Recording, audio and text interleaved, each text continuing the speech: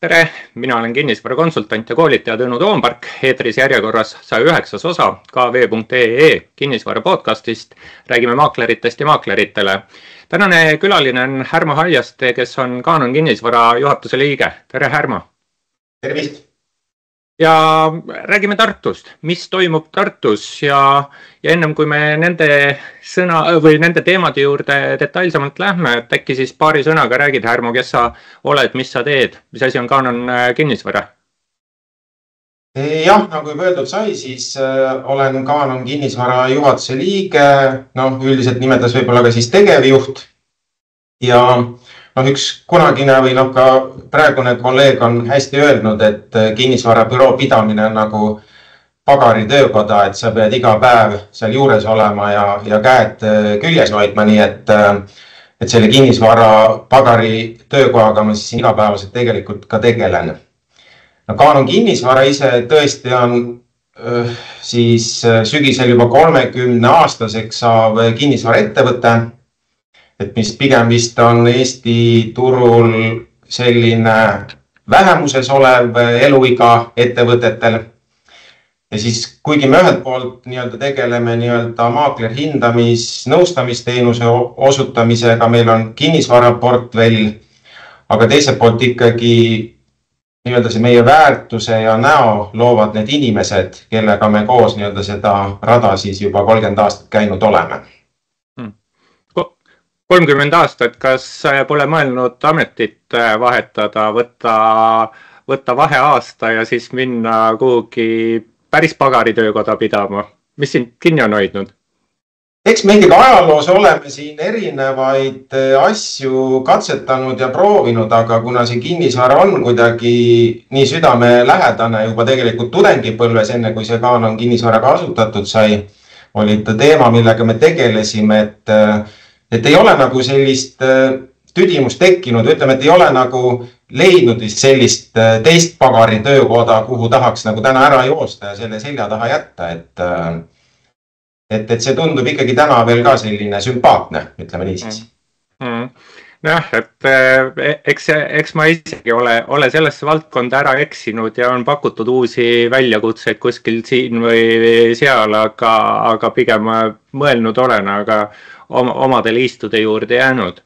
Aga lähme siit siis teemade juurde ja plaan rääkida Tartumaa elamispindade turufookuses, et mis siis toimumas on, aga alustaks, et nagu niimoodi, et tõuseks korra helikopteriga Tartu kohale ja vaataks sellist suurt pilti, et kuidas sa hindad sellist majanduskeskkonda, mis siis kinnisvaraturgu võiks ju üsna otseselt mõjutada, et mis sinu vaade on? Ütleme niimoodi, et ma seda majanduskeskkonda ja need statistilisi andmeid, mida siis regulaarselt meile edastatakse meedia muude kanalite kaudu, pigem jälgin seda taustainfona. Ja mul on tunne, et selle alusel nagu mingit pikaajalisi strateegiaid täna luua ja rajada ei ole võimalik. Et määramatus on ajas praegu nagu näha üksnes kasvanud ja ükski kõrgelt haritud ja hinnatud analüütik ei oska täpselt ennustada, mis järgmisel aastal maailmas toimuma hakkab. Et ma huvi pärast vaatasin Eesti Panga siis märtsis välja antud majandusprognoose alates siis 23. aastast. Ja mis me siin siis vastu vaatab, et 23. aastal arvati, et 24. aasta majanduskasv on siis 2,6% ja 25. 3,6%. 24. aastal siis märtsi alguses, kui juba oli esimene kvartal läbi, siis saadi aru, et ei, kasv ei tule, -0,6% on siis nende hinnang olnud. Aga 25. aastaks arvati 3,2%. Nii, ja mis siis 25. tegelik selgus, et oli 24. aasta siis majanduslangus -0,2%, mis on muidugi positiivne, et läks natukene väiksemaks. Ja siis 25. aasta majanduskasvuks nüüd arvatakse, et võiks olla 1,5, ehk siis 3,6 pealt 23. aastal on see täna kukkunud 1,5 peale. Ehk siis Eesti Pangas, kus on ju väga suur andmebaas ja väga koolitatud ja targad analüütikud, isegi nemad ei kujuta ette, mis nüansid võivad mängu tulla, mis seda majandust üldises plaanis ikkagi mõjutab. Et ja noh, kui on natuke niimoodi filosoofiliste kõnedeni jõuda, siis mulle tundub, et see kasv kui selline eesmärgina on ka natuke nagu ületähtsustatud. Et kui nüüd tahetakse kogu aeg mingist kasvust rääkida, siis peaks äkki üldse midagi muud mõõtma hakkama, mis kasvab kogu aeg. Et ma olen ka nagu pigem seda meelt, et riigi edukuse nii-öelda mõõdikutesse tuleks lisada mingeid nii-öelda muid parameetreid või väärtuse tegureid. Et noh, toon ka nagu sellise näite, et kui nüüd inimene ostab endale iga aasta mingi kiirmoe jope, mis laguneb sul nii-öelda ühe hooaja kandes ära, mis ongi nagu selle tööstuse nii-öelda eesmärk. Et siis selle asemel, et osta üks korralik, mis kestaks sul 5 aastat ja sellega jäetakse nagu keskkonda siis ju oluliselt nii-öelda väiksem jalajälg. Et see oleks asi tegelikult, mida peaks nagu kuidagi minu arvust mõõtma hakkama, aga noh, seda nagu kõik räägivad, aga tegudeni täna keegi jõudnud ei ole. Et mõõdetakse ikkagi ainult seda rahalist väärtuse juurde loomet, aga tegelikult peaks sinna lisama ikkagi täna minust juba muid elemente ka. Näiteks õnnelikkuseks. No just, jah.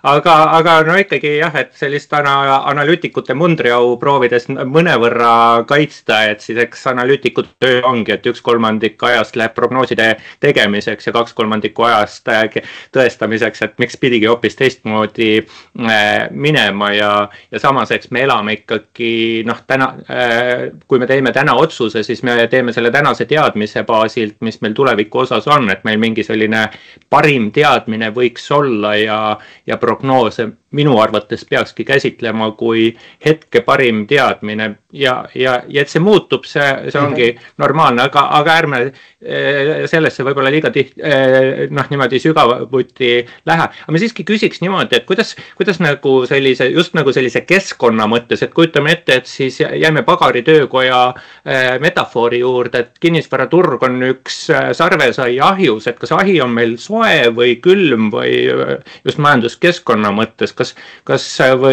meil on kinnisvaraturule taganttuul või purjetame vastu tuult, kui teist kujundit kasutada? Pigem ütleme jälle siis tänast olukorda vaadates tundub, et sinna ahju on vaikselt mingeid väikseid pilpaid hakatud vist sisse loopima, et suitsu juba tõuseb, leeki veel näha ei ole. No ütleme, et jälle ju on teada, et eksport eelmise aasta lõpust hakkas nii-öelda natukene kasvama. Et see on ka alus, mille peale ühe riigi nagu majanduse kasv saab ju tugineda, on eksport sisetarbimine. Sisetarbimine vist ka on hakanud natukene, või jaekaubanduse käive on hakanud kasvama, nii et selles mõttes nagu sellist lootust mulle tundub, et oleks.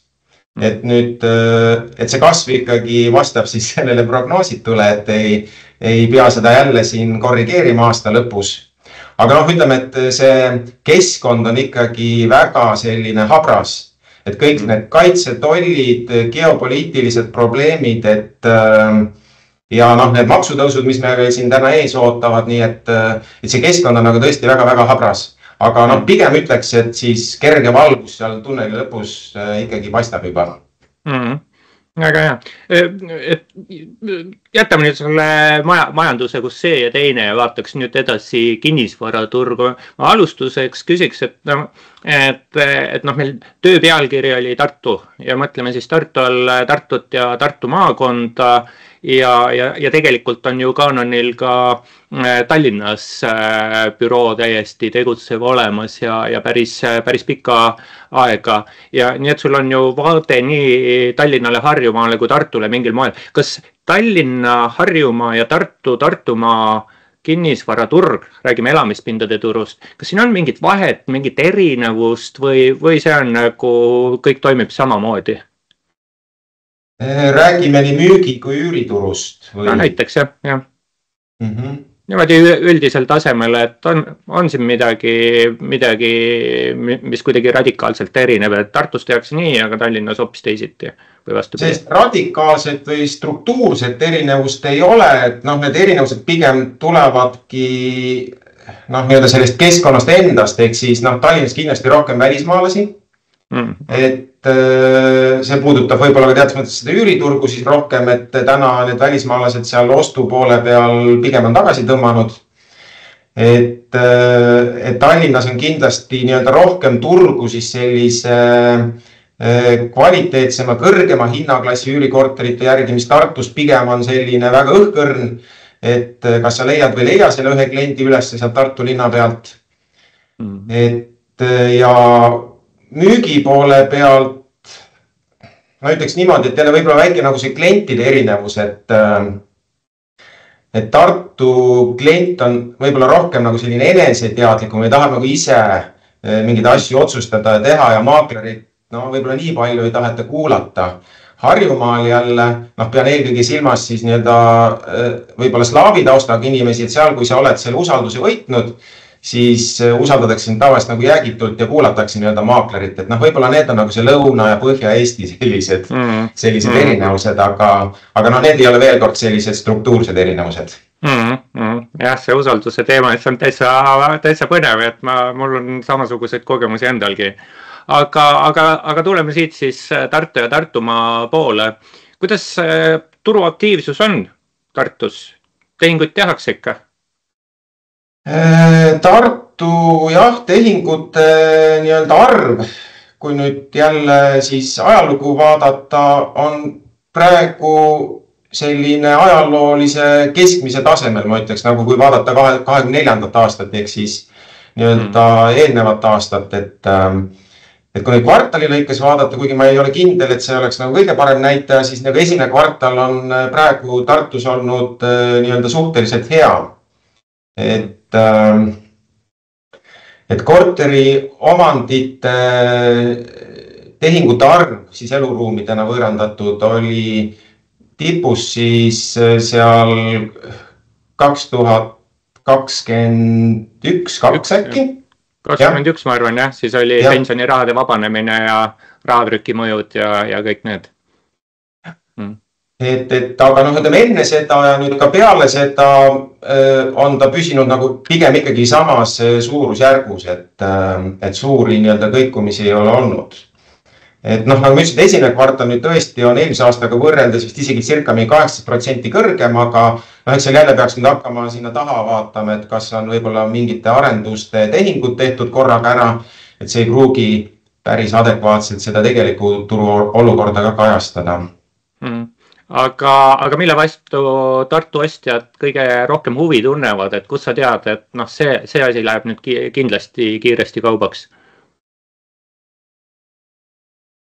Tüüpselt on ikkagi korter kõige aktiivsem turusektor läbi aegade olnud ja selles osas täna meil siin nii-öelda muutusi ei ole, et kui vaadata näiteks KV klikke või statistikat, mis muidugi jälle ei näita seda turuolukorda õieti, aga sa ikkagi saad aru, et siis mille vastu kas siis inimesed või maaklerid või hindajad huvi tunnevad, et seal ikkagi tipus tavaliselt on korterid ja mõnel juhul ka sellised siis väga eksklusiivsed korterid, aga neid pigem vaadataksegi sellepärast, et mismoodi väga kallis korter välja näeb, mida me endale võib-olla lubada ei saa, et sellepärast saab siin nii palju klikke. Kas sa tunnetad? Vabandust, räägi. Jah, et ikkagi korterisektor on see, mis on nii-öelda kõige aktiivsem täna Tartumaal ka. Kui büroopindadest räägitakse turumuutustest, et ärme nüüd büroopindade turule sukeldu, aga ma lihtsalt toon sealt näite, et siis kui on turul mingid keerukamad ajad, siis nihkuvad üürikliendid kehvematest büroodest kallimasse segmenti, et nad saavad sama raha eest palju parema kvaliteedi. Et tuleme nüüd elamispindade juurde tagasi, et kas sa näed siin mingit vahet, et just nagu kehva kvaliteediga korterid, keskmised, hea kvaliteediga, et kas siin on mingeid erinevusi, et kuskil on siis nõudlust ostuhuvi rohkem või vähem? Jah, ütleme, et see Euribori tõus kindlasti muutis ostjad oluliselt tundlikumaks selle lõpphinna suhtes, et ühtpidi ju see vähendas nende laenuvõimekust, mis tähendab seda, et valikus jäidki nii-öelda siis korterid, mis on nii-öelda natukene madalama hinnaga, et see nihe kindlasti selle Euribori tõusuga kaasnes, et pigem nii-öelda tähelepanu said siis rohkem need madalama hinnaklassi korterid ja selle kallima otsa korteritega on ikkagi ju see, et kes seda ostma läheb, tal otseselt võib-olla ei ole vajadust parandada oma praegust elutingimust, et ostan 500 000 eurose korteri aseme endale nüüd 700 000, et need pigem on need ostuotsuseid täna edasi lükanud. Ehk siis jah, et see huvi või nõudlus on rohkem liikunud sinna siis madalama hinnaklassi korterite suunda. Kas madalama hinnaklassi korterid ostetakse endale koduks või ostetakse flippimiseks neid ka? Kindlasti ostetakse ka flippimiseks, et see nüüd sõltubki ostjast, et kes tahab endale koduks osta, aga tal näiteks puudub korteri renoveerimise kogemus, siis pigem nemad ju välistaksid sellise korteri ostmise endale. Küll aga tõesti selline korter, kui ta on nii-öelda siis turu või mõistliku hinnaga, selle vastu nii-öelda tunnevad siis need flippijad huvi. Sama teemat jätkates ma ühe Tallinna maakleribüroo juhiga rääkisin, siis tema ütles seda, et Tallinnast rääkides, et kehvade korterite vastu on väga suur flippijate huvi, keskmise korteri ostja, et keskmise kvaliteedi osas on, et ostjal on üks arusaam ja müüjal on hoopis teistsugune arusaam ja seal on suur veelahe. Et seal siis tehingud saavad kannatada ja siis pigem ongi ostjad nihkuvad parema kvaliteedi suunas, nii palju kui keegi siis suudab, eks hind paneb piiri ette, et kuidas sa sellisesse loogikasse Tartumaa kontekstis suhtud? Kindlasti eelistatakse siis uuemaid maju, et ühelt poolt see, et see elukeskkond on seal juba nii-öelda parem, ja teiselt poolt see, et seal võivad need kõrvalkulud olla madalamad, kuigi nüüd täna, mis on siis KredExiga nii-öelda kompleksselt renoveeritud vanemad elamud, et tegelikult ka seal on suudetud neid kõrvalkulusid ikkagi oluliselt nii-öelda alla tuua. Et kaks näitajat, see see elukeskkond ja kõrvalkulud pigem nagu siis võiks öelda nügivad neid inimesi vaatama neid uuemaid asju, kui nüüd finantsvõimekus kaasa tuleb sellega.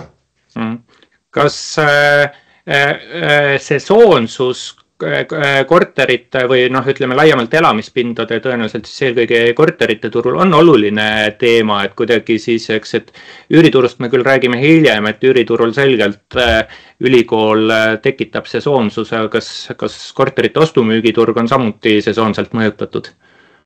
Võib-olla see korteriturg niivõrd ei olegi, kui nüüd nagu turgu tervikuna vaadata, siis võib-olla sealt midagi kajab meile natukene vastu, et kevad on see, kus on natukene tehinguid rohkem ja siis mingisugune, ma ei tea, august, september, inimesed tulevad puhkuselt tagasi, et kus võib-olla on nagu selline mingi tehingute kasv, aga kas see nüüd on sesoonsusega seotud või seal on veel mingid muud teguridega, seda on sealt statistikast vist väga keeruline austada välja kaevata, et nagu siis ütlesid ka, et üüriturul on see selgesti nagu nähtav, aga müügiturul, ütleme seda nagu keeruline hinnata, et midagi on näha, aga kas see on nagu sesoonsusest või mingist muust asjast tingitud, raske öelda. Kas võiks mõelda niimoodi, et kevadel, eks see ongi märtsis, aprillis, me tuleme jaanuarist, veebruarist, kus reeglina on tehingute arv madalam ja augustis, septembris ongi tudengid on oma ülikooli sisseastumise eksamid ära teinud ja siis, kui on veel mingi valikuvõimalused, siis nad on oma valikut langetanud, et kas või ma tulen siit küsin hoopis niipidi, et kas tudengid korterite ostuturul on oluline segment üldse paistab välja või nad ikka tulevad üüriturule? Ma arvan, et suurem hulk kindlasti on üüriturul, arvestades seda tudengite arvu, kes siia tuleb, et muidu peaks meil siin viskama kohe 1000 tehinguid juurde sügisel, mida me ju ei näe. Et mulle tundub, et see on jälle pigem olnud selline kahanev nõudlustena. Ehk siis Euribori tõus ja ütleme, et kui sa paned täna siis selle tuled 3 aastaks Tartusse õppima, ilmselt paned kõik need tehinguvormistamise kulud, kõrged intressid sinna Exceli tabelisse siis ja arvestades, et võib-olla see varaväärtus ka veel selle 3 aastaga ei kasva sul üle 1 või 2%, et siis ma arvan, et see Exceli tabel ütleb sulle, et ära osta. Et kui nüüd turutsükkel oleks mingisugune teine, siis ilmselt siseneks neid sinna kindlasti jälle rohkem, aga täna ma ütleks, et nad selles mõttes turgu ei tee, et mingi hulk kindlasti on. Siin me peame ikkagi pigem rääkida nende vanematest, tudeng ise esimesel kursusel tavaliselt sellist võimekust ei oma, aga et mingi hulk neid kindlasti on, aga see ei ole turgu tegev hulk. Kui nüüd ostjate poole pealt müüjate poolele pöörduda, siis kas paanikas kinnisvaramüüjaid, selles mõttes, et paanikas, et ei suuda laenu maksta, nüüd on vaja kiiresti maha müüa või müüjad, kes siis ongi sunnitud kiiresti tehinguni jõudma ja seetõttu olulisi allahindlusi pakuvad. Kas selliseid Tartus paistab välja? Neid on, aga jälle aasta-aastalt on pigem nii-öelda vähemaks neid jäänud ja eelkõige siis seetõttu, et pangad on võib-olla nii-öelda muutunud siis paindlikumaks refinantseerimise mõttes. Sul on võimalik maksepuhkuseid võtta, võib-olla inimesed ise kuidagi siis teadlikumad otsivad neid lahendusi või siis näiteks täna ju sa võid ka ise portaali vahendusel müüa, panna seda turuväärtusest sealt natuke nii-öelda madalamalt ja sa suudad tegelikult ikkagi suhteliselt kiire perioodiga ta ära müüa. Et selle kohta võiks öelda, et siis kinnisvaraturg on nagu teatas mõttes aja jooksul ikkagi muutunud efektiivsemaks. Et kui ma mõtlen nii-öelda 20 aasta tagust aega, et kus meil ikkagi kontorisse astus inimene sisse ja ütles, et mul on nüüd vaja kähku korter ära müüa ja sa said tõesti nagu normaalse diili teha, siis täna ikkagi väga harv juhus, et kui kontorisse nii-öelda selline inimene sul sisse astub, et ta need lahendused juba pigem ise ennem leidnud ja võib-olla endale ka nii-öelda siis teatas mõttes parema lahenduse, et kus ta ei pea nii suure allahindlusega müüma.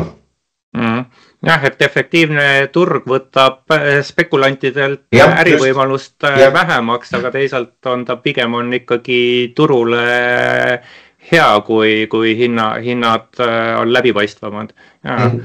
Aga räägikski hindadest edasi. Kuidas et kes tahab teada, et mis meil hinnatase on, eks, et palju maksab auto, eks, et siin nagu konkreetselt numbrit on ühest küljest võime Tartu keskmise välja tuua, aga ega see liiga palju ei ütle, aga kui me vaataks, kuidas hinnad on siin viimase niimoodi aasta-kahe jooksul käitunud, kas nad on siis paigal püsinud, on nad ülespoole liikunud, on nad allapoole liikunud, on siin mingeid segmentides ka mingeid erinevusi olnud, mis siis Tartus hindadega on? Minu tunnetus on selline, jälle tuginedes natukene ikkagi statistikale ka, mis alati jälle ei näita sulle päris õiget pilti. Et kui me võtame näiteks Hamnelinna, mis on siis nii-öelda Tartumaa kõige homogeensem piirkond, et seal on siis viimase aasta jooksul nii-öelda need kõikumised pigem olnud sellised kosmeetilised, et mõni kuu 50 eurot siia, teine kuu 50 eurot sinna poole ruutmeetri pealt. Et pigem võib öelda, et need hinnad on püsinud siis viimase aasta jooksul nii-öelda enam-vähem stabiilsed. Majade puhul, siin on jälle väga keeruline seda olukorda hinnata, et kui statistikat hakata vaatama, siis seal võivad olla 2-3-kordsed erinevused selles mõttes, et mingi hetk müüakse neid suvilaid, mis on 90 000 ja järgmine kvartal või poolaasta müüakse elamuid, mis on 500 000. Et pigem jälle sellise tunnetuse pealt võiks öelda, et ega seal ei ole ka mingit suurt tõusu olnud, et pigem ka sellised kosmeetsed muudatused, eks kui nüüd see keskkond ikkagi paremaks läheb siin, inimeste kindlus jälle nii-öelda muutub natukene positiivsemaks, et siis kindlasti pakkumishinnad kõigepealt hakkavad nii-öelda natukene ülespoole ronima, et siis on küsimus, et kas ka tehinguhinnad nii-öelda sinna lõpuks järgi jõuavad, ikkagi kaubeldakse need hinnad jälle alla, nii et pigem ütleks praegu, et on selline horisontaalne kulgemine väikeste jõnksudega siia-sinna poole olnud. Ma eeldan, et nüüd horisontaalsest liikumisest rääkides sa pidasid silmas just tehingu hindu, eks? Jaa, just. aga kui ma tooks paralleeli Tallinnaga, siis Tallinnas on pakkumiste hinnad on mõnevõrra ülespoole läinud, et kui ma just proovin võrrelda homogeenset ja samaväärset kaupa, kuidas ajas on liikunud, siis tehingute hinnad pigem püsivad paigal, et kui siis Annelinna paralleeliks tuua, Tallinnas näiteks Lasnamäe, mis on ka samamoodi üsna homogeenne, et pigem samaväärne korter on 1,5, võib-olla isegi 2 aastat samasuguse hinnaga enam-vähem tehingusse läinud, aga pakkumiste hinnad lähevad üles, ehk see tähendabki seda, et kuskil hindu tõstetakse, et siis ostjale soovitud allahindlust pakkuda. Kas sellist nalja Tartus ka tehakse? Ma nüüd jah, seda pakkumiste hinda ei ole vaadanud, aga see võib-olla tõesti näitab seda, et müüjate selline hoiak on juba muutunud natukene positiivsemaks, et küsiks rohkem, äkki keegi maksab. Aga reaalsus on see, et veel ei maksa. Et kas nüüd Tartus sama asi on, peaks nüüd vaatama siis seda pakkumise statistikat, seda ma niimoodi otseselt vaadanud ei ole. Aga ütleme, et kui Tallinnas on optimism müüjate seas, küllap see Tartusse ka jõuab, ma ei kahtlegi. Kuhu hinnad edasi liiguvad? Ma tegelikult juba siin ridade vahelt lugesin välja su prognoosi, et 3 aastaga 1-2% ülespoole. Jah, selles mõttes, et eks see prognoosimine on kindlasti tänamatu. Veel kord ennem ka rääkisime, et see keskkond on täna selline nii eklektiline, et me ei tea põhimõtteliselt, mis 2-3 kuu pärast toimub. Aga arvesta ikkagi, et meil see inflatsioon tabab see aasta jälle natuke rängemalt võib-olla, kui me ootasime. Ja pikas perspektiivis ikkagi kinnisvara hinnad on üritanud seda inflatsioonilist taset vähemalt katta, et siis selle baasilt võiks öelda, et ta võiks sellist mõõdukat kasvu endas ikkagi hoida, et vähemalt see inflatsioon siis ära katta. Kas sa arvad, et hinnalangus Tartus on võimalik või sa pigem välistad, et ma saan aru küll, et absoluutselt välistada oleks rumal, aga et kui tõenäoliseks sa pead hinnalanguse võimalikkust Tartus? Jälle, kui me räägime tänasest keskkonnast ja seal ükski tingimus ei muutuks, et siis pigem ei ole see tõenäoline. Et ei näe ei müüjate ega ostjate ega finantseerimise poole pealt täna sellist olukorda, mis survestaks oluliselt neid hindu siis allapoole tulema, et see tehingute arv on püsinud suhteliselt stabiilne, et ei ole mingit olulist langust tulnud, et ütleme, täna ükski trend ei näita, et see võiks juhtuda. Aga veel kord, et tuleb see must kõik jälle nurga tagant ja see stsenaarium võib mingitel muudel põhjustel realiseeruda. Jah, et kui tehingute arv püsib, siis see näitab ju seda, et ostjatel on usaldus turu vastu ja kui ostjatel on usaldus turu vastu, ega siis hinnalangus tõenäoline ei ole ja eks ma ütleks Tallinna kohta samamoodi, et absoluutselt ei välista, kui mustad luiged ilmuvad, aga hinnalanguse tõenäosus on kindlasti väiksem kui aasta tagasi, aga võib-olla suurem kui jaanuari alguses, enne siis Valge Maja möllu algust. Kui siiski, et ma ennem ütlesin, et kui me nüüd vaatame, et palju siin Tartu korter maksab, et see väga mõistlik küsimus ei ole, aga ikkagi, et Annelinnast rääkisime siin korra, et väga homogeenne piirkond, et keskmises olukorras 2-toaline korter, palju seal on enam-vähem ruutmeetri hind, korteri maksumus, oskad sa peast tulistada, liigi kaudu, et 1700-1800 juures äkki võiks olla see tase, jah? Ja nad on siis kuskil, palju nad on, 45 ruutu? Jah, tüüpkorter 40 peale midagi. Jaa, okei. Ja kui siuke korter müügis on, siis ja ma potentsiaalse ostuhuvilisena tulen, palju ma allahindlust saan müüa küsitust, et palju on Tartu tavapärane allahindluste pakkumine? Nüüd jälle sõltub ikkagi konkreetsest pakkumisest, et kui ta tõesti on väga turuväärtuse lähedal pandud siis portaali ülesse ja tegelikult huvilisi käib, siis üldiselt omanikud ei kipu seda hinda langetama ja jõutaksegi sisuliselt ikkagi pakkumishinnaga ka tehingusse. aga noh, kindlasti suur hulk pakkumiste seas selliseid varasid, mis on siis ülehinnatud. Ja seal nüüd sõltub jälle, kui palju on ülehinnatud ja siis mis olukorras see müüja on, et me oleme siin ajaloos nagu neid erinevad müüjad näinud, et ütlevad, et noh, mul on aasta-2 on aega, et ikkagi õngitseme, et äkki tuleb keegi. No ei tule. Siis tal mingil põhjusel poole aasta pärast tekib väga suur rahavajadus. Ja siis nagu see hind kukub niimoodi alla, et vaata, et isegi turuväärst allapoole, sest nüüd on nagu kähku raha vaja. Et noh, ma ütleks niimoodi, et selline allahindlus on jäänud siis ülehinnatud korteritel siis seal, ma ei tea, kuskile 10% juurde, et mis on nagu nüüd väga kõvasti ülehinnatud, noh, seal võib-olla isegi natukene rohkem, aga räägime siis jälle sellisest võib-olla keskmisest korterist, mis on nagu nii-öelda pane alguses natukene juurde, et nagunii hakatakse kauplema, et siis see nagunii kauplemine on siis, ma arvan, maksimaalselt 10% tavaliselt. Jääb, ütleb see 1 ja 10% vahele.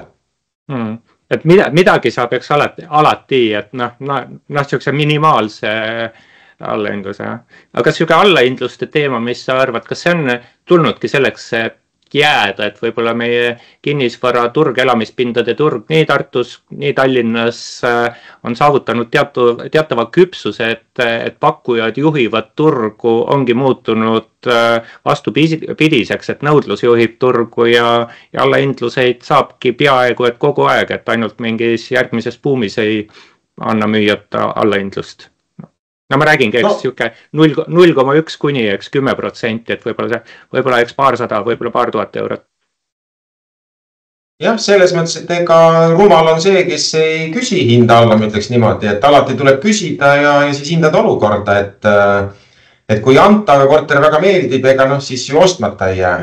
Aga ma ütleks ka, et küsida tuleb alati, et see käib sellise turuga alati kaasas, et tuleb kaubelda. Ja veel kord, et ega siis isegi kui on tellitud eksperti hinnang sellele korterile ja seal on mingi konkreetne number pandud, mida kõik arvad, et see on nagu nüüd absoluutne tõde, ei ole, et igas eksperti hinnangus on kirjas, et selle hinnangu täpsusklass on +-5% või mingitel varadel, mis ei ole homogeenses keskkonnas ka +-10%, nii et ka tegelikult seal on juba see kirjas, et see ei ole absoluutne tõde, vaid suure tõenäosusega jääb ta sellesse vahemikku selle korteri tehingu hind.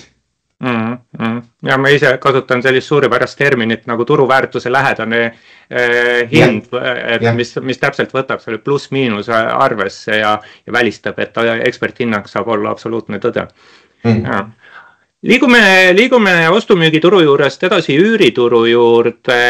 Natuke äärest servast puudutasime üüriturgu, et kindlasti on üks oluline vahe, mis Tartus Tallinnaga on, et Tartus tudengite tekitatud sesoonsus on oluliselt suurem kui näiteks Tallinnas. Selgelt ju on ka Tallinnas tudengite tekitatud üürituru sesoonsus olemas. Kas on veel Tartus mingid olulisi tegureid, mis siis üüriturgu teistsuguseks teeks, kui ta näiteks Tallinnas Harjumaal on? No enne põgusalt juba peatusime ka, et ega suuri erinevusi otseselt ei ole, et Tallinnat eristab tõesti see, et seal on võib-olla selliste välismaalaste osakaal üürile võtjate seas suurem ja oluliselt rohkem on ka kõrgema hinnaklassiga üürikortereid, kellel on siis ka potentsiaalselt huvilised olemas, et võib-olla need on sellised erinevused ja mulle tundub, et Tallinnas ka see tudengite mõju võib-olla sellele üüriturule ei ole siis sesoonselt nagu nii suur kui Tartus, et lihtsalt Tartu elanike arv on väiksem ja kui siia tuleb see tuhandetes neid tudengeid juurde, et siis see võib-olla mõjutab, mitte võib-olla, vaid kindlasti mõjutabki Tartu turgu natuke rohkem, kui sama arv tudengeid tuleks sinna Tallinnasse, kus elanikke on kordades rohkem. Mida üürnikud otsivad Tartust? Millist korterit? Klassika on ikkagi jälle see, et tüüpiline üürikorter on 1-2-toaline. Et kui ka täna pakkumisi vaadata, siis 80% portaalis olevatest pakkumistest on 1-2-toalised korterid. see ühelt poolt nagu tulenebki sellest, et see fond juba, mis omal ajal nii-öelda ehitatud on, aga täna ehitatakse, et seal ongi 1-2 toolisi alati rohkem ja suurema toalisusega korterit tehakse alati vähem. Ja noh, näiteks 4 toalisi Tartus vaatasin huvi pärast on praegu pakkumise ainult 9 tükki kogu nii-öelda Tartu linna peale, et noh, ühelt poolt pakkumine on väike ja teiselt poolt kindlasti nõudlus on ka oluliselt väiksem, et tüüpiline ikkagi täna 1-2 toaline korter. Jah, mul endal paar üürikorterid, siis mis mul on mitmed 3-toalised korterid võetud üürile just selleks, et tuleb paar, mees-naine näiteks ja siis üks tuba jääb kabinetiks, et täiesti ja siis ongi näiteks mingid IT-ettevõtete töötajad, mingid Boltid, Wise'id ja Twiliod ja nii edasi. Saateks ette valmistades mul tekkis mõte, et kas ahikütte on üürnikele vastuvõetav või soositud või kuidas ahiküttega on, et kõrged elektrihinnad ei kimbuta ahikütte omanikke või kimbutavad? No jah, pigem ikkagi ahikütte korterite nõudlus on ajapikku vähenenud, et esiteks ei ole mugav lahendus. Ja teiseks, et nii-öelda see noorem generatsioon, et nendel puudub ka väljaõpe, kuidas ühte ahju tegelikult kütma peab, ehk siis et see ilmselt oleks ka neil ohtlik olukord, kui nad sinna panna ja mitte põhjalikku koolitust teha. Nii et pigem on see nii-öelda vähenenud, see ahikütte korterite arv, mida üldse pakutakse, seal on kas siis õhksoouspumpade peale üle mindud või tõesti otse elektriküttel, aga pigem on need pakkumises vähem ja need, mis on, eks nad ikkagi hinnaga siis peavad nii-öelda lööma neid teisi, eks nad ikkagi mingi hetk võib-olla võetakse ära, aga pigem nende üürimine täna on raskem kui kergem. Kui pikka üürilepingut soovivad, kui pikka üürilepingut soovivad Tartu üürnikud sõlmida, kas on siis niimoodi, et poole septembri pealt, poole mai peale, et siis tudengid varastavad nii algusest kui lõpust natuke või kui tullakse õppima, siis tullakse kindla plaaniga ja tahetakse, ongi 3-aastast, 5-aastast üürilepingut sõlmida. Mis on Tartu üürilepingu pikkus? No, klassikaline, mida ikkagi sõlmitakse, on aastane leping. Et kui nüüd keegi teab, et ta tõesti tuleb ja jääb siia 3 aastaks, siis kindlasti on ka nii-öelda pikema ajalisemaid lepinguid sõlmitud.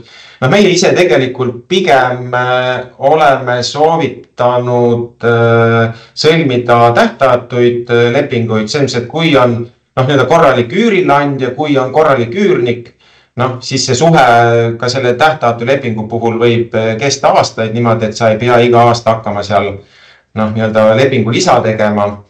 Et ka see tegelikult on nagu suhteliselt levinud variant, ja ma ütleks niimoodi, et ega üürniku üürile andjal nagu ootuste vahel mingid suuri kääre selles mõttes ei ole, et eks omanik ikka alati loodab, et see suhe võiks olla nagu võimalikult pikk, et ma ei peaks siin iga, ma ei tea, poole aasta tagant hakkama uut üürnikku otsima ja üürniku ootus on jälle, et oleks paindlik, et võib juhtuda niimoodi, esimese aasta käid ära seal oma kursusel ja siis leiad, et see ikka ei ole see ja tahad kuskile teise ülikooli minna, et siis peaks sul nagu see paindlikkus ikkagi säiluma teatavas mõttes, et ja tähtajatu lepingu saab alati 3-kuulise etteteatamisega lõpetada, nii et kuigi seal on praktika on jälle see, et ei kiputa nagu sellest etteteatamist tähtajast kinni pidama, et meil on olnud juhtumeid, kus üürnik helistab, et ma nüüd läksin ära ja panin võtmed postkasti samal päeval,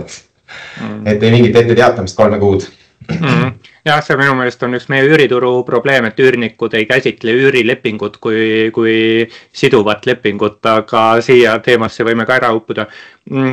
Rääkisime sellest, et Tartus on tudengitest tekitatud sesoonsus ja kui me mõtleks, et kus meil on veel väga sesoonne kinnisvaraturg või siis üüriturg, see on Pärnu, et Pärnu pikaajaline üürileping tähendabki ju seda, et seal kuskil septembrist maini siis visatakse üürnik välja, et suvel suvel majutusäris korterit pakkuda. Kas Tartus ka midagi siukest on, võib-olla siis teise poole pealt, et tudeng ei tahagi näiteks juuni, juuli, augusti eest üüri maksta või pigem kui korter saadakse üürikorter, siis hoitakse sellest 10 küünega kinni?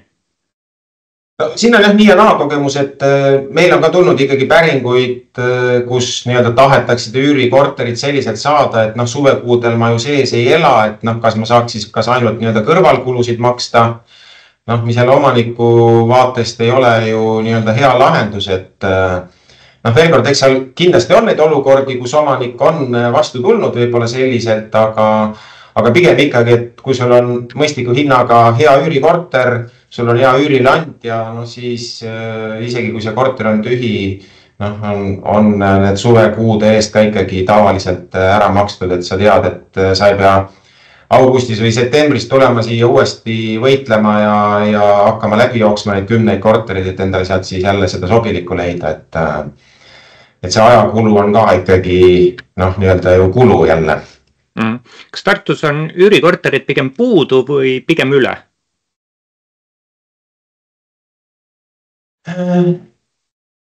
Kui nüüd vaadata seda pakkumiste dünaamikat, et siis on ilusti näha, et kevadel tõesti, kui tudengid lahkuvad, et siis tuleb väike hüppe ülespoole ja sügisel enne nende saabumist on ka pakkumistes väike hüppe ülespoole, et mulle tundub, et on enam-vähem ikkagi tasakaalus, et olid tõesti ajad, kus sügisel üürikorterite hinnad liikusid meil 20-30% ülespoole isegi, sest pakkumist oli vähem, kui oli nõudlust ja oli võimalik siis kõrgem hinnaga välja anda, sest tudengil lihtsalt ei olnud valikut, et pidi võtma seda, mis saada oli. Aga täna sellist hinnahüpet ülespoole ei ole, mis näitab tegelikult, et see asi pigem on tasakaalus. Ja ega see hinnahüppe selles mõttes lõppes kõigile halvasti, et kui siis 3 kuud oldi seal üle turuhinna üürikorteris ära elatud, siis hakati otsima õige turuhinnaga korterit, et liiguti siis mõistliku hinnaga järgmisse korterisse, et see avantürism kestis seal võib-olla 3-4 kuud kõige rohkem omaniku jaoks, et ega see ei olnud kellegile hea.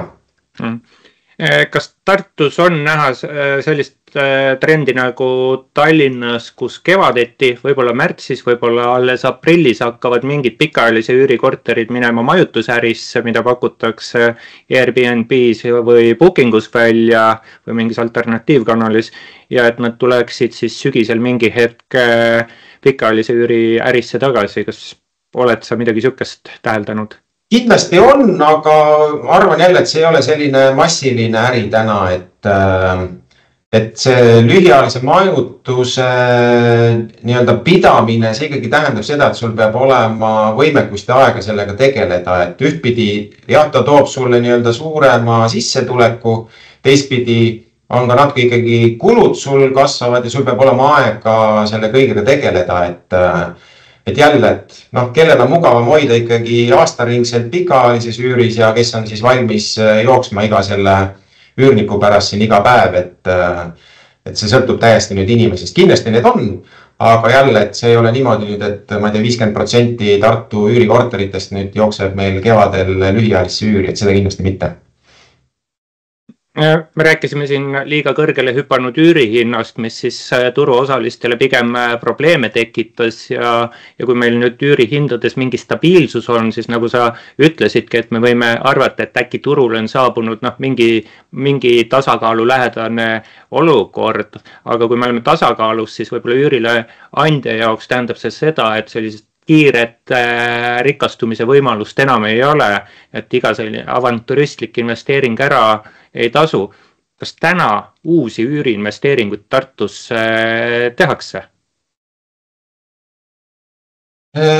Pigem on ka see selline vähenevas tendentsis olnud tegevus, et jälle, kui see Euribor ülesse meil hüppas, et see ju otseselt ikkagi mõjutas seda äriplaani, et paned selle ostuhinna sinna sisse, paned nii-öelda intressikulud sinna sisse, et nii-öelda see eestlaste rahvussport sai ikkagi päris tugeva hoobi. Et täna küll on see Euribor allapoole liikunud, aga mulle tundub, et see usaldus või see ikkagi ei ole täna veel sellisel tasemel või võib-olla see Euribor peaks ka veel natuke nii allapoole tulema, et see äri muutuks jälle nii-öelda siis kasumlikumaks natuke rohkem, kui ta täna on.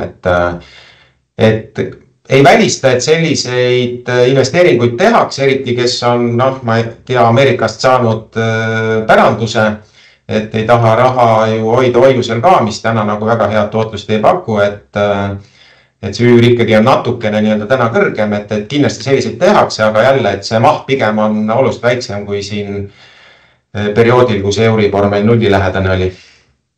Oled sa täheldanud, et Tartu üürileandjad kuskil oma portfelle likvideeriks, et vaatakski niimoodi, et et kasvav turg ja on kasum välja võetud ja nüüd hakatakse mingit järgmist kiires muutumises olevat valdkonda otsida, kui investeerida ja loobutakse üüriportfellidest, kas osaliselt või täielikult. Oled midagi sellist tähele pannud?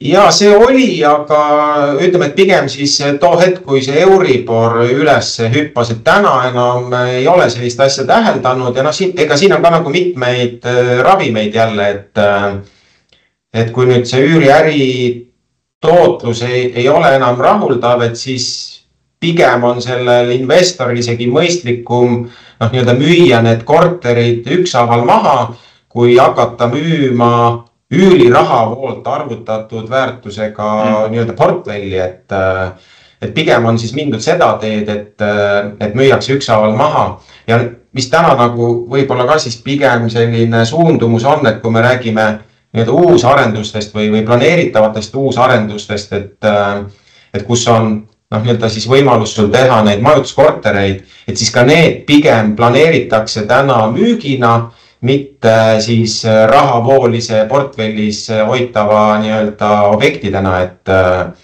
kuna see üüri rahavoog ei taga ikkagi piisavat tootlust, et siis esimene eelistus on täna müük.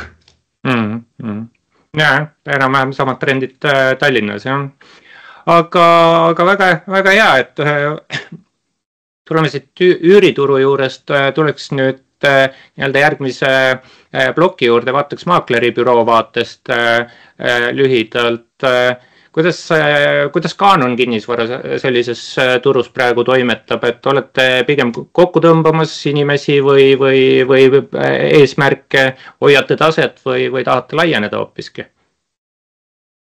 Eks alati tahaks ju laieneda, aga kõik on jälle meeskonnas ju kinni. Et mina ütleks, et see olukord selles mõttes ei ole halb, aga ei ole ka väga hea. Ehk siis võiks öelda, et mitte Harju keskmine, vaid Tartu keskmine on see tänane olukord meil. Ja nagu ennem juba siin arutasin ka, et kui vaadata seda viimase 10 aasta nii-öelda korteriomandite tehingute arvu, et see 21-22 aasta oli eristuv, kus oli circa 1000 tehingut siis rohkem, aga viimastel aastatel on ta seal kõikunud ikkagi selle ajaloolise keskmise 2500 tehingu juures aastas, et seda vaadates võiks öelda, et turg on normaalne, et ei saa nii-öelda öelda, et ta halb oleks, aga ega ta ei ole ka väga hea, aga ega need kiired kõikumised, mis meil siin ajaloos täna on olnud, et ega need ka sellisele kinnisvarabüroole head ei ole, et kiire tõus on halb ja väga kiire langus on halb, et meile pigem meeldiks selline stabiilsem, rahulik kasv, et siis on kõigil turu osalistel meeldivam tegutseda. Jah, eks stabiilsus annab ka analüütikutele parema võimaluse usaldusväärsemaid prognoose teha, millest on siis lihtsam kinni võtta. Mis ootad Canon kinnisvara jaoks 2025-2026 aastast? Kas siis ettevõtte enda vaatest või kinnisvaraturu vaatest, et mis on ootused? Noh, eks ootused on ikkagi selles osas, mida ise muuta ei saa, ehk siis väliskeskkonna paranemist ootaks eelkõige, noh, kas Euribor võiks vähemalt püsida. Täna siin analüütikud juba ütlevad, et pigem vist võib jälle tõusma hakata, mis ei ole nagu hea nii-öelda kinnisvarasektorile. Et ootaks ikkagi kas vähemalt samal tasemel püsimist või noh, ikkagi võiks veel natukene allapoole tulla, et ja siis inimeste sellise kindlustunde tõusu kindlasti ootaks, et noh, mis on kõik seotud selle, ma ei tea, maksurahuga, mis nüüd loodetavasti võiks meile saabuda ja geopoliitiliste probleemide rahunemist, et see inimeste kindlustunne, kui siin võib-olla tundus, et eelmisel aastal ikkagi juba on nii-öelda taastunud, siis jah, kõik jälle keerati suhteliselt nagu pea peale, et ja kui seda kindlustunnet ei ole, et no siis see on ikkagi jälle selline raske kivi kinnisvarasektori kaelas ka tegelikult. Ongi, muudab hapraks teatud mõttes, et ega me ei tea, mis järgmine löök kas purustab või peame vastu. Konkreetselt Kaanon kinnisvara peale mõeldes, me siin alustasime, et ajalugu on 30 aastat, ma mõtlesin, et küsiks, et mis sa teinud oled, et ettevõte on 30 aastat suutnud püsida, enamik ettevõtteid ikkagi kantakse 3 aasta järel maha. Mis on õiged tegevused olnud, mis on nii pika, siis kuidas öelda, ajaloo aidanud tekitada? Naljaga pooleks öelda, siis tuleb hommikul kella 9 lihtsalt tööle tulla ja rohkem ei olegi vaja. Aga noh, saab siin võib-olla tarkade inimeste nii-öelda sõnu korrata, et esiteks, kui tahad nagu kiirelt kuskile jõuda, mine üksi, kui tahad kaugele jõuda, siis mine koos teistega. Ehk siis kõik need inimesed, kes aja jooksul Kaanoniga nii-öelda seotud on olnud, on aidanud meil tegelikult ju nii kaugele jõuda, et üksi kindlasti mina sellist vankrit ei oleks jõudnud vedada. No teine oluline asi, mida me nagu ikkagi jälgime, on see, et kuigi jälle targad on öelnud, et ära karda suuri kulusid ja väikseid tulusid, siis tegelikult ikkagi peab pidevalt hoidma oma kulud kontrolli all. Sest ettevõte, mille kulud on suuremad kui tulud, noh, see ei saa nagu 30 aastat pidada isegi, kui leiaksid mingisugused investorid, kes kogu aeg sulle raha sinna sisse nii-öelda kandiks.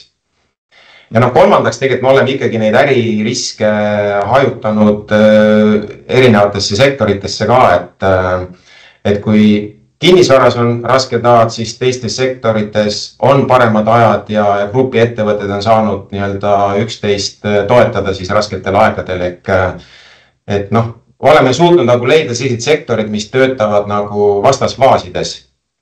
Et see on ka meid aidanud ja noh, loomulikult siis tehnoloogiaga kaasas käimine, et sa pead ikkagi maaklerite elu kogu aeg üritama nii-öelda lihtsamaks teha, et käsitööd jääks järjest vähemaks ja üritad seda tehnoloogiat kõigiga võimalikult palju sisse tuua. Et need on need 4 sellist võib-olla põhiasja. Päris head mõtted võtsid kohe mind mõtlema, eks, et tiim, rahavood korras, riskide juhtimine ja innovatsioon, noh, näiteks läbi tehnoloogia, et väga head asjad, väga head mõtted. Mis tänasest päevaseks, kus me oleme rääkinud ka tänasest päevast teatavast määramatusest ja sellest, et prognoosid ei ole usaldusväärsed, noh, mis ongi ju riskitegur. Mis täna on kõige olulisemad, mitte siis võib-olla strateegilised, aga operatiivsed tegevused, mis siis loovad hea vundamendi järgmiseks 30 aastaks just maakleribüroo vaatest? Ma arvan, ega siin saab peadki nagu üsna hoolikalt jälgima seda, mis keskkonnas tegelikult toimub, et noh, 30 aastaks kindlasti täna ei ole võimalik mingisuguseid strateegiaid ega plaane paika panna, et noh, pigem on kogu maailm liikunud sinna poole, et sa eladki lihtsalt selles tänases päevas ja võib-olla teed endale aastase plaani ette, aga no rohkem lihtsalt ei ole võimalik, et sa pead nagu nii korrigeerima. Noh, loomulikult sa võid teha selle 30 aastase ka, aga seda rohkem seda korrigeerima ilmselt pead. Et noh, ma arvan ise ka niimoodi, et 5 aasta pärast nagu nii tuleb kõik need vundamendi aluskivid jälle üle vaadata, et sellest nii-öelda pääsu ei ole, et sa tegelikult pead ikkagi igapäevaselt sellega tegelema. aga noh, see vundament ikkagi on nii-öelda inimesed, nagu juba enne öeldud sai, aga ütleme niimoodi, et see nagu muutunud, see õigete inimeste leidmine on muutunud nagu aasta-aastalt järjest suuremaks väljakutseks, sest ootused tööle on muutunud, et need inimesed siis, keda sa täna tööle võtad, nendel on hoopis teistsugune ettekujutus, kuidas tema töötada tahab. Samas me oleme nagu teenusesektoris, et siin me peame kuidagi seda ümber hakkama mõtestama, et mina ei ole veel nagu head lahendust leidnud, et kuidas sa saad nagu teenust osutada niimoodi, et ma ei tea, üks nädal ma tahan tööd teha, aga teine nädal ma ei taha tööd teha, et siis ma tahan kuskil liivarannas peesitada, et kuidas me saame nagu seda teenust siis kvaliteetselt selliselt osutada, arvestades ka tänast nii-öelda siis suundumust inimeste poolt sellele tööle, kuidas nad seda teha tahavad, et see on asi siis, millega nüüd tuleb järjest rohkem süvitsi tegelema hakata. Eks see pähkel jääb sulle endal närida ja võib-olla ka kuulajatele, sest selgelt jah, siuke töö, kuidas öelda, töörütm on olnud suures muutumises alates koroona ajast ja eks ta muutub edasi ka. Aga aeg on kibe kuluma ja võtakski saate kokku ja saate lõpuks ma ikka küsin külalistelt mõne mõtte või soovituse, mida kinnisvaraturu osalised võiksid kas meie saatest kaasa võtta või on sul äkki mõni uus mõte või soovitusnõuanne lisada ja siis nii kitsalt või laialt, kui sa ise seda sooviksid. Jah, ega siin midagi väga sellist uuelaadset ma välja käia ei oska, aga võib-olla sellise nüansi tooks, et kliendid ikkagi tänapäeval vajavad teadmist ja nõustamist rohkem kui kunagi varem. Ehk siis bürood, maaklerid, kõik, kes nii-öelda kinnisvarasektoriga seotud on ja teenust väljaspoole osutajad peavad nagu selles osas suutma nii-öelda rohkem väärtust pakkuda. Ehk varjatud puuduste teema, mis on nii-öelda väga aktuaalne, et korralik nii-öelda varaaudit tuleb alati teha ja tuleb aidata nagu siis klientidel, nii müüjatel kui ostjatel teha neid teadlikke otsuseid, et müüja peab aru saama, et isegi surnud kärbes põrandaliistu taga on võib-olla mõnel juhul oluline nii-öelda puudujääk, ja ostjad on nagu kõigest sellest nii-öelda informeerida, et jah, see nõustamise teema on võib-olla hästi oluline ja sellest peaks ka tegelikult nagu kliendid aru saama, et ühtpidi ta võib mõelda, et ma midagi varjan ja mul õnnestub nagu kiire maha müüa, aga nagu ajalugu on näidanud, et see tuleb pärast bumerangina tagasi. Ja siit ka siis järgmine selline soovitus kõigile võib-olla, et vali teenus sisu järgi, mitte siis hinna järgi.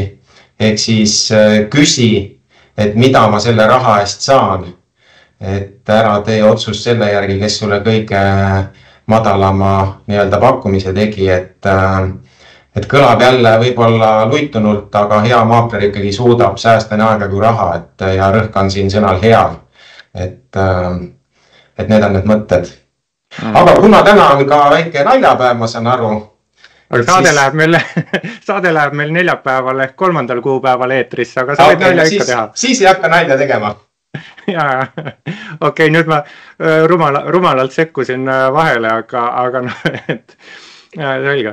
Aga jah, et igal juhul väga head mõtted ja soovitused, et ma ise mind kuidagi kõnetas praegu väga just see, et tuleb teenuse sisu järgi otsustada ja ma siit lisaks nagu oma mõtte ka, et maaklerid, et õppige teie välja ütlema seda, et mis teenus on, mida te pakute, et mitte, et ma olen ikka näinud, kus maakler ütleb, et no ma proovin ostja leida ja see ongi eks kogu teenuse kirjeldus, et tegelikult tuleks osata seda paremini välja öelda, et mis need asjad on, mida siis maakler teeb, millega võib-olla varaomanik ise nii hõlpsalt hakkama ei saa. Aga kena, et Härmo, ma väga tänan, oli huvitav saade minu jaoks vähemalt ja kv.ee kinnisvara podcasti 109. osa oli eetris. Härmo Haljaste, Canon kinnisvara juhatuse liige, 30 aastat turul, aitas neist teemadest siin rääkida. Mis need teemad olid, siis need olid Tartumaa elamispindade turg ja selle arengud. Kinnisvarakonsultant ja koolitaja Tõnu Toompark olen mina, aga üks mõte veel, et kui kuulajatel-vaatajatel on mõtteid, keda me saatesse võiks kutsuda rääkima või tahate ennast ise kogunisti pakkuda, siis andke teada, minu kontaktid on leitavad või siis podcasti kirjelduses on ka meiliaadress klienditugi@kv.ee. Võite sinna oma mõtted saata. Mõned mõtted on tulnud, proovime nendega vaikselt tegeleda ja ega siis midagi, et soovin siis head 3. aprilli teile, kes te saate ilmumisel seda kuulate ja kena kevade jätku kõikidele, mis iganes ajal te kuulate. Kohtume järgmistes kv.ee kinnisvara podcastides. Kõike paremat! Aitäh! Nägemist!